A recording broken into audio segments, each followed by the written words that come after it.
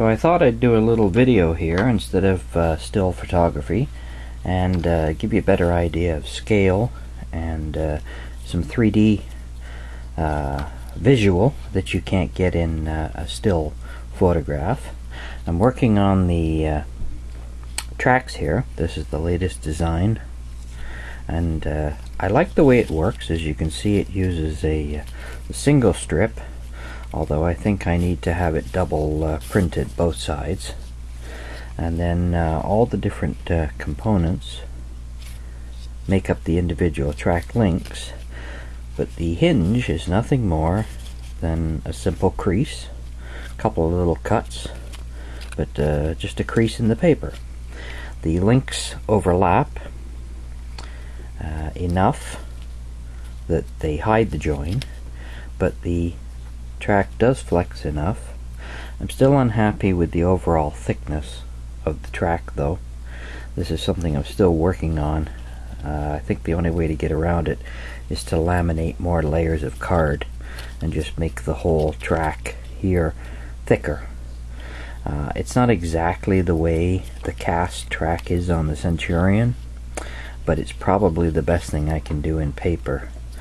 I'll post some more about this, and if anybody else has got any better ideas for designing a track.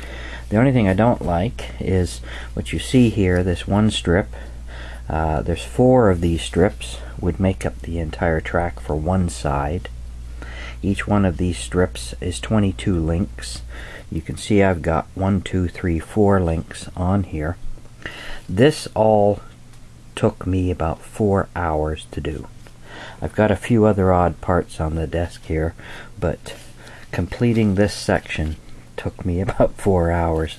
Obviously, as you get going, you can get a little quicker, but it's a long, involved process. And when you realize that there's 22 links to make up this section, and 4 sections make up an entire track, and then there's 2 tracks, that's 176 links. And it's close to 1,000 parts just for the tracks.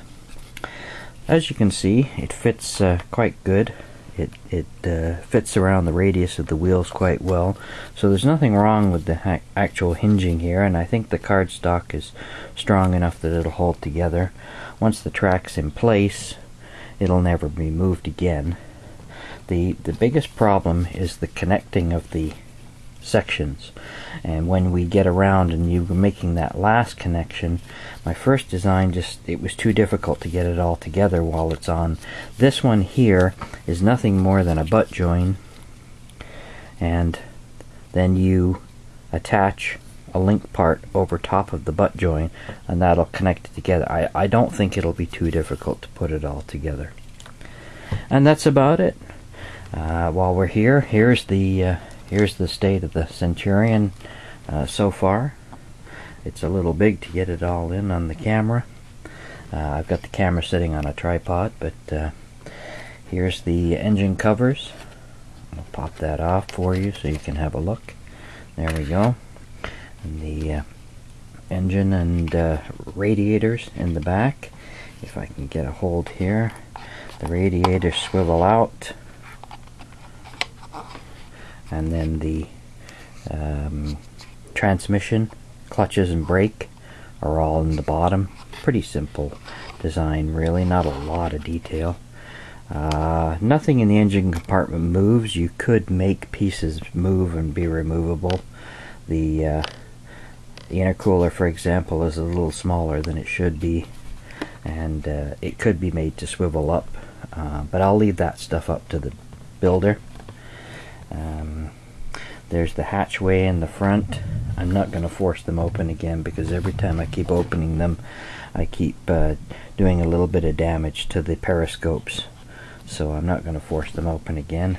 I've got Canadian logos on this one because it's going to be a German mid-60s version of the Centurion, and I've got most of the drivetrain and suspension in place.